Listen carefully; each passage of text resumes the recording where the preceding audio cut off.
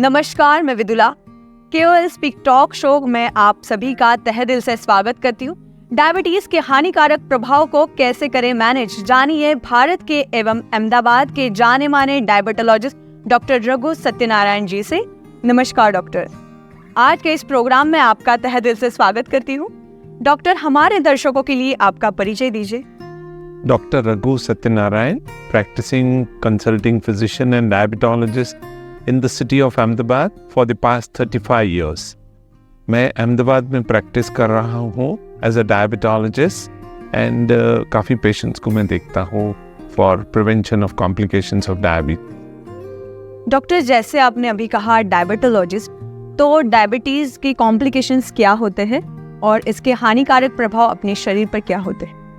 Diabetes के दो प्रकार के कॉम्प्लिकेशंस होते हैं। एक है macrovascular complications in the form of CV stroke, heart attacks, और तीसरा है पैरों की जो ब्लड वेसल्स है वो सिकुड़ जाती है, तो दीज आर मैक्रोवास्कुलर कॉम्प्लिकेशंस।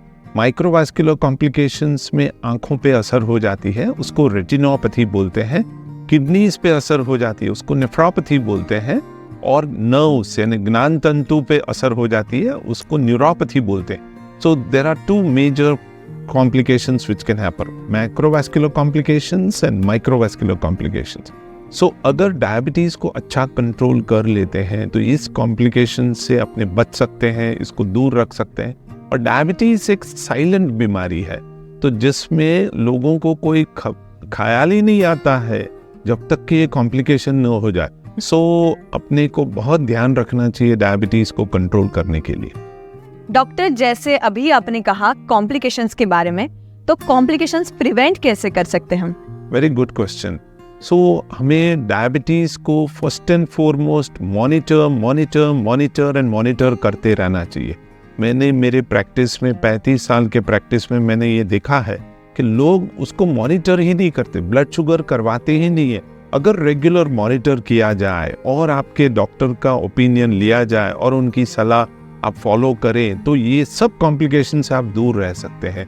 तो please monitor your blood sugar values और monitor fasting sugar, do a post prandial यानी खाना खाने के 2 घंटे के बाद वाला, और A1C once in 3 months और once in 6 months अगर आप कर लेते हैं and keep the sugar values under control.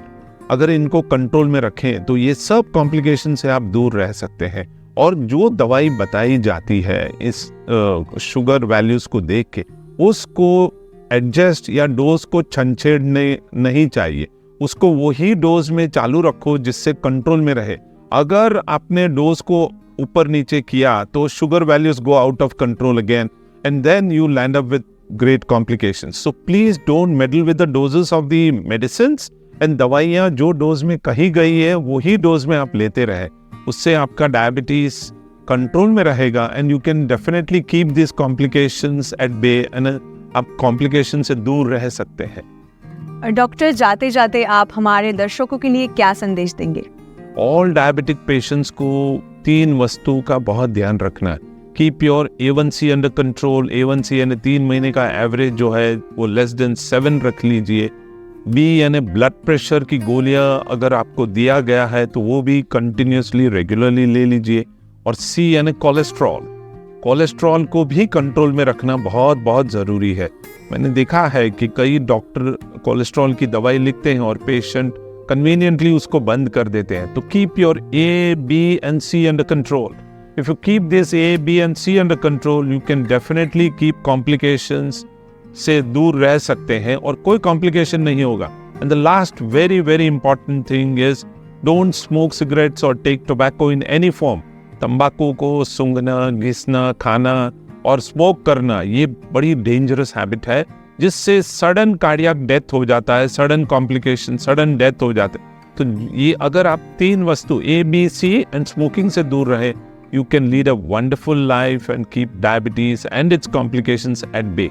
Thank you doctor, आप यहाँ पे आए और इतनी महत्वपूर्ण जानकारी हमें दी, इसके लिए हम शुक्रिया है। Thank you so much doctor. आप भी अधिक जानकारी के लिए हमारे साथ KOL स्पीक टॉक के शो द्वारा जुड़ सकते हो, फेसबुक, इंस्टाग्राम और ट्विटर से। आज के प्रोग्राम में बस इतना ही। धन्यवाद।